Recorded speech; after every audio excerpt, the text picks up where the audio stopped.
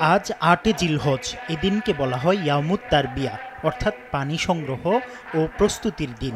এই দিনটিতে হজ যাত্রীরা মক্কা থেকে মিনায় এসে অবস্থান করেন।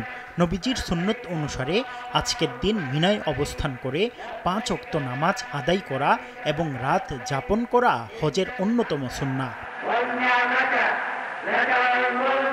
হাদিসে এসেছে, নবীজি সাল্লাল্লাহু আলাইহি ওয়াসাল্লাম ৮ জিলহজ মিনায় গমন করে সেখানে জোহর, আসর, মাগরিব, এশা এবং ৯ জিলহজ ফজরের নামাজ আদায় করেন।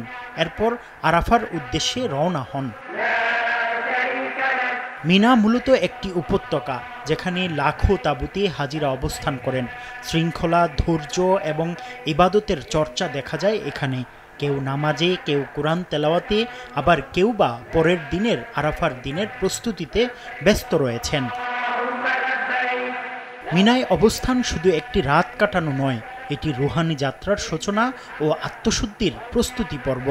নবীজির ভাষ্যমতে হজ হল ইবাদত, নিয়ম, ধৈর্য ও নিয়তের সম্মিলন, আর মিনার রাত হল তার সূচনা। মুফতি আব্দুল্লাহ তামিম, সময় সংবাদ।